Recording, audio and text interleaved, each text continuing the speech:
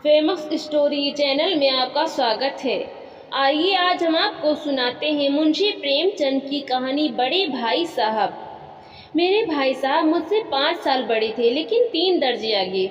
उन्होंने भी उसी उम्र में पढ़ना शुरू किया था जब मैंने शुरू किया, लेकिन तालीम जैसे महत्व के मामले में वो जल्दीबाजी से काम लेना पसंद ना करते थे। इस भवन की बुनियाद खूब मजबूत डालना चाहते थे, जिस पर आलीशान महल बना सके। 1 साल का काम 2 साल में करते थे, कभी कभी 3 साल भी लग जाते थे। बुनियाद ही पुख्ता न हो तो मकान कैसे पायदार बने। मैं छोटा था, वो बड़े थे। मेरी उम्र 9 साल की, वो 14 साल के थे। उन्हें मेरी तंबीह और निगरानी का पूरा जन्मसिद्ध अधिकार था, और मेरी शालीनता इसी में थी कि उनके हुक्म को कानून समझूं। वो स्वभाव से बड़े अध्ययनशील थे, हरदम किताब खोले बैठे रहते और शायद दिमाग को आराम देने के लिए कभी कॉपी पर, कभी किताब के हाशियों पर चिड़ियों, कुत्तों, बिल्लियों की तस्वीरें बनाया करते थे। कभी कभी एक ही नाम या शब्द या वाक्य 10-20 बार लिख डालते। कभी एक शेर को बार बार सुंदर अक्षर से नकल करते। कभी ऐसी शब्द रचना करते जिसमें ना कोई अर्थ होता, ना कोई सामंजस्य। मसलन एक बार उनकी कॉपी पर मैंने यह इबारत देखी, स्पेशल अमीना, भाइयों भाइयों भाइयों, दरअसल भाई भाई, राधे श्याम, श्री राधे श्याम। 1 घंटे तक इसके बाद एक आदमी का चेहरा बना हुआ था। मैंने चेष्टा की कि इस पहेली का कोई अर्थ निकालूं, लेकिन असफल रहा। उसने पूछने का साहस न हुआ। वो नवी जमात में थे, मैं 5वीं में। उनकी रचनाओं को समझना मेरे लिए छोटा मुंह बड़ी बात थी। मेरा जी पढ़ने में बिल्कुल न लगता था। 1 घंटा भी किताब लेकर बैठना पहाड़ था। मौका पाते ही हॉस्टल से निकलकर मैदान में आ जाता और कभी कंकरियां उछालता, कभी कागज की तितलियां उड़ाता, और कहीं कोई साथी मिल गया तो पूछना है क्या। कभी चारदीवारी पर चढ़कर नीचे कूद रहे हैं, कभी फाटक पर वार उसे आगे पीछे चलाते हुए मोटर कार का आनंद उठा रहे हैं। लेकिन कमरे में आते ही भाई साहब का रौद्र रूप देखकर प्राण सूख जाते। उनका पहला सवाल होता, कहाँ थे। हमेशा यही सवाल इसी ध्वनि में पूछा जाता था, और इसका जवाब मेरे पास केवल मौन था। न जाने मुंह से यह बात क्यों न निकलती कि जरा बाहर खेल रहा था। मेरा मौन कह देता था कि मुझे अपना अपराध स्वीकार है, और भाई साहब के लिए इसके सिवा और कोई इलाज न था कि रोज से मिले हुए शब्दों में मेरा सत्कार करें। इस तरह अंग्रेजी पढ़ोगे तो जिंदगी भर पढ़ते रहोगे और एक हर्फ न आएगा। अंग्रेजी पढ़ना कोई हंसी खेल नहीं है कि जो चाहे पढ़ ले। नहीं, ऐरा गैरा नत्थु खैरा सभी अंग्रेजी के विद्वान हो जाते। यहाँ रात दिन आंखें फोड़नी पड़ती हैं और खून जलाना पड़ता है जब कहीं यह विद्या आती है। और आती क्या है, हाँ, कहने को आ जाती है। बड़ी बड़ी विद्वान भी शुद्ध अंग्रेजी नहीं लिख सकते, बोलना तो दूर रहा। और मैं कहता हूँ, तुम कितने घोंघा हो कि मुझे देखकर भी सबक नहीं लेते। मैं कितनी मेहनत करता हूँ, तुम अपनी आंखों देखते हो। अगर नहीं देखते जो ये तुम्हारी आंखों का कसूर है, तुम्हारी बुद्धि का कसूर है। इतने मेले तमाशे होते हैं, मुझे तुमने कभी देखने जाते देखा है। रोज ही क्रिकेट और हॉकी मैच होते हैं, मैं पास नहीं फटकता। हमेशा पढ़ता रहा हूँ, उस पर भी एक एक दर्जे में 2-2, 3-3 साल पढ़ा रहता हूँ। और फिर तुम कैसे आशा करते हो कि तुम यूँ खेल कूद में वक्त गंवाकर पास हो जाओगे। मुझे तो 2 ही 3 साल लगते हैं, तुम उम्र भर इसी दर्जे में पड़े सड़ते रहोगे। अगर तुम्हें इस तरह उम्र गंवानी है तो बेहतर है घर चले जाओ और मजे से गुल्ली डंडा खेलो। दादा की गाड़ी कमाई के रुपए क्यों बर्बाद करते हो। मैं यह लताड़ सुनकर आंसू बहाने लगता। जवाब ही क्या था, अपराध तो मैंने किया, लताड़ कौन सहे। भाई साहब उपदेश की कला में निपुण थे। ऐसी ऐसी लगती बातें कहते, ऐसे ऐसे सूखती बाढ़ चलाते कि मेरे जिगर के टुकड़े टुकड़े हो जाते और हिम्मत छूट जाती। इस तरह जान तोड़कर मेहनत करने की शक्ति मैं अपने आप में ना पाता था, और उस निराशा में जरा देर के लिए मैं सोचने लगता, क्यों न घर चला जाऊं। जो काम मेरे बूते के बाहर है उसमें हाथ डालकर क्यों अपनी जिंदगी खराब करूं। मुझे अपना मूर्ख रहना मंजूर था, लेकिन उतनी मेहनत से मुझे तो चक्कर आ जाता था। लेकिन घंटे 2 घंटे बाद निराशा के बादल फट जाते और मैं इरादा करता कि आगे से खूब जी लगाकर पढ़ूंगा। चटपट एक टाइम टेबल बना डालता, बिना पहले से नक्शा बनाए, बिना कोई स्कीम तैयार किए काम कैसे शुरू करूं। टाइम टेबल में खेल कूद की मदद बिल्कुल उड़ जाती। प्रातःकाल उठना, 6 बजे हाथ मुंह धो नाश्ता कर पढ़ने बैठ जाना, 6 से 8 तक अंग्रेजी, 8 से 9 तक हिसाब, 9 से 9:30 तक इतिहास, फिर भोजन और स्कूल।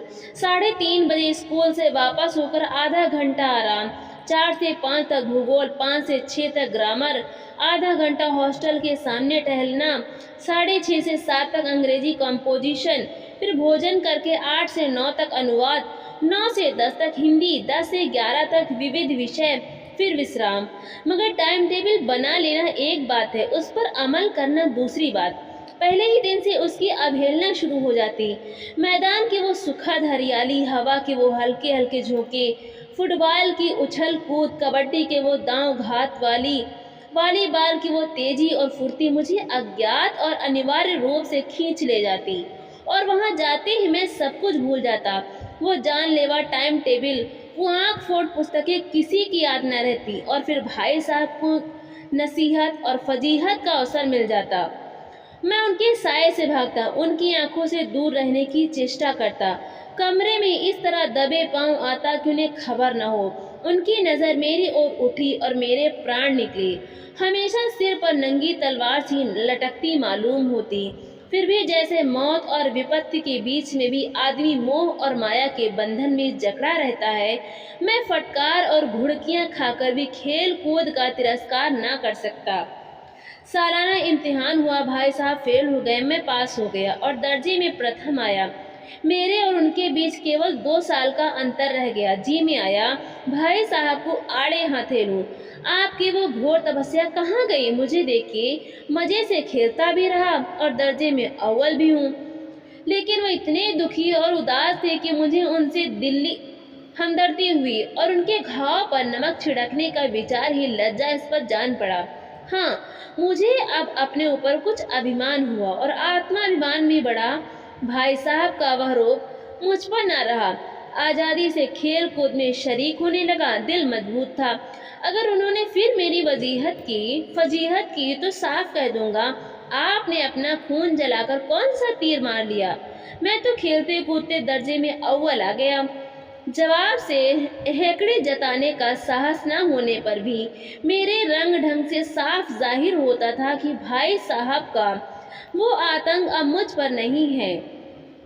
भाई साहब ने इसे भांप लिया। उनकी साहस बुद्धि बड़ी तीव्र थी। और एक दिन जब मैं भोर का सारा समय गुल्ली डंडे की भेंट करके ठीक भोजन के समय लौटा तो भाई साहब ने मानो तलवार खींच ली और मुझ पर टूट पड़े। देखता हूँ इस साल पास हो गए और दर्जे में अव्वल आ गए तो तुम्हें दिमाग हो गया, मगर भाईजान घमंड तो बड़े बड़े का नहीं रहा। तुम्हारी क्या हस्ती है?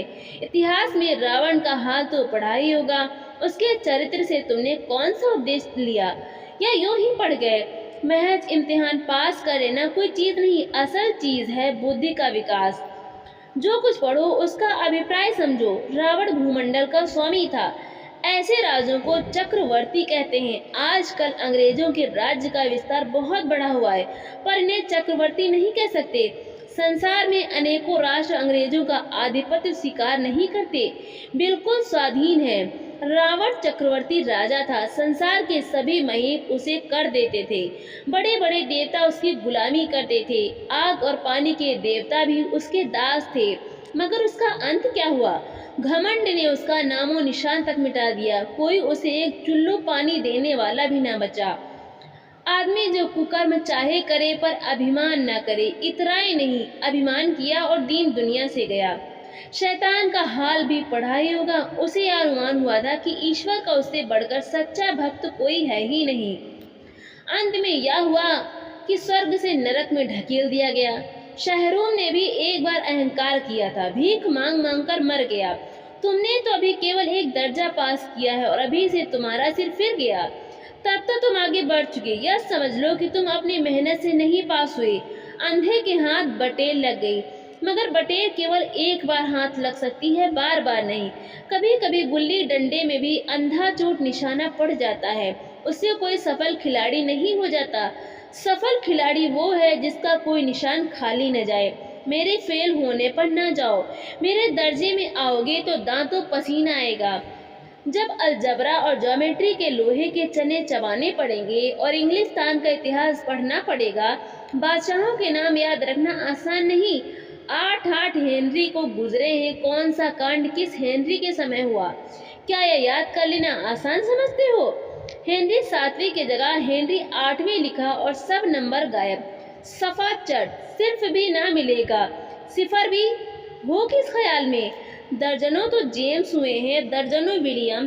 कोडियो चार्ल्स दिमाग चक्कर खाने लगता है, आंधी रोग हो जाता है। इन अभागों को नाम भी ना जोड़ते थे, एक ही नाम के पीछे दोयम, तेयम, चहारम, पंचम लगाते चले गए। मुझसे पूछते तो 10 लाख नाम बता देता, और ज्योमेट्री तो बस खुदा की पनाह। अब आ बा जा की जगह आ जा बा लिख दिया और सारे नंबर कट गए। कोई इन निर्दयी इम्तिहानों से नहीं पूछता कि आखिर आ बा जा और आ जा बा में क्या फर्क है, और व्यर्थ की बात के लिए क्यों छात्रों का खून करते हो। दाल भात रोटी खाई या भात दाल रोटी खाई, इसमें क्या रखा है। मगर इन परीक्षकों को क्या परवाह, वो तो वही देखते हैं जो पुस्तक में लिखा है। चाहते हैं कि लड़के अक्षर अक्षर रट डालें, और इसी रटंत का नाम शिक्षा रख छोड़ा है। और आखिर इन बेसिर पैर की बातों के पढ़ने से क्या फायदा। इस रेखा पर वो लंब गिरा दो तो आधा लंब से दुगना होगा। पूछिए इसे प्रयोजन, दुगना नहीं चौगुना हो जाए या आधा ही रहे, मेरी बला से। लेकिन परीक्षा में पास होना है तो यह सब खुराफात याद करनी पड़ेगी। कह दिया समय की पाबंदी पर एक निबंध लिखो जो 4 पन्नों से कम न हो। अब आप कापी सामने खोले, कलम हाथ में लिए, उसके नाम को रोइए। कौन नहीं जानता कि समय की पाबंदी बहुत अच्छी बात है, इससे आदमी के जीवन में संयम आ जाता है, दूसरों का उस पर स्नेह होने लगता है और उसके कारोबार में उन्नति होती है। जरा सी बात पर 4 पन्ने कैसे लिखें। जो बात एक वाक्य में कही जा सके उसे 4 पन्ने में लिखने की जरूरत, मैं तो इसे हिमाकत समझता हूँ। यह तो समय की किफायत नहीं बल्कि उसका दुरुपयोग है कि व्यर्थ में किसी बात को ठूंस दिया। हम चाहते हैं आदमी को जो कुछ कहना हो चटपट कह दे और अपनी राह ले, मगर नहीं, आपको 4 पन्ने रंगने पड़ेंगे चाहे जैसे लिखिए, और पन्ने भी पूरे फुल स्केप आकार के। यह छात्रों पर अत्याचार नहीं तो और क्या है। अनर्थ तो यह है कि कहा जाता है संक्षेप में लिखो। समय की पाबंदी पर संक्षेप में एक निबंध लिखो जो 4 पन्नों से कम न हो। ठीक संक्षेप में 4 पन्ने हुए, नहीं शायद 100-200 पन्ने लिखवाते। तेज भी दौड़िए और धीरे धीरे भी। है उल्टी बात है या नहीं? बालक भी इतनी सी बात समझ सकता है, लेकिन इन अध्यापकों को इतनी तमीज भी नहीं। उस पर दावा है कि हम अध्यापक हैं। मेरे दर्जे में आओगे लाला तो ये सारे पापड़ बेलने पड़ेंगे और तब आटे दाल का भाव मालूम होगा। इस दर्जे में अव्वल आ गए हो, वो जमीन पर पाँव नहीं रखती, इसलिए मेरा कहना मानिए। लाख फेल हो गया हूँ लेकिन तुमसे बड़ा हूँ। संसार का मुझे तुमसे ज्यादा अनुभव है। जो कुछ कहता हूँ उसे गिरह बांधिए, नहीं पछताएंगे। स्कूल का समय निकट था, नहीं ईश्वर जाने यह उपदेश माला कब समाप्त होती। भोजन आज मुझे निस्वाद सा लग रहा था। जब पास होने पर यह तिरस्कार हो रहा है तो फेल हो जाने पर तो शायद प्राण ही ले लिए जाएं। भाई साहब ने अपने दर्जे की पढ़ाई का जो भयंकर चित्र खींचा था उसने मुझे भयभीत कर दिया। कैसे स्कूल छोड़कर घर नहीं भागा, यही ताज्जुब है। लेकिन इतनी तिरस्कार पर भी पुस्तकों में मेरी अरुचि ज्यों की त्यों बनी रही। खेल कूद का कोई अवसर हाथ से न जाने देता। पढ़ता भी था मगर बहुत कम, बस इतना कि रोज का टास्क पूरा हो जाए और दर्जे में जलील न होना पड़े। अपने ऊपर जो विश्वास पैदा हुआ था वो फिर लुप्त हो गया। फिर चोरों का सा जीवन कटने लगा। फिर सालाना इम्तिहान हुआ और कुछ ऐसा संयोग हुआ कि मैं फिर पास हुआ और भाई साहब फिर फेल हो गए। मैंने बहुत मेहनत की पर ना जाने कैसे दर्जे में अव्वल आ गया। मैंने बहुत मेहनत ना की पर ना जाने कैसे दर्जे में अव्वल आ गया। मुझे खुद अचरज हुआ। भाई साहब ने प्राणांतक परिश्रम किया था, कोर्स का एक एक शब्द चाट गए थे। 10 बजे रात तक इधर, 4 बजे भोर से उभर, 6 से 9:30 तक स्कूल जाने के पहले मुद्रा कांतिहीन हो गई थी, मगर बेचारे फेल हो गए। मुझे उन पर दया आती थी। नतीजा सुनाया गया तो वो रो पड़े और मैं भी रोने लगा। अपने पास होने वाली खुशी आधी हो गई। मैं भी फेल हो गया होता तो भाई साहब को इतना दुख न होता, लेकिन विधि की बात कौन टाले। मेरे और भाई साहब के बीच में अब केवल एक दर्जे का अंतर और रह गया। मेरे मन में एक कुटिल भावना उदय हुई कि कहीं भाई साहब 1 साल और फेल हो जाएं तो मैं उनके बराबर हो जाऊं। फिर वो किस आधार पर मेरी फजीहत कर सकेंगे। लेकिन मैंने इस कमीने विचार को दिल से बलपूर्वक निकाल डाला।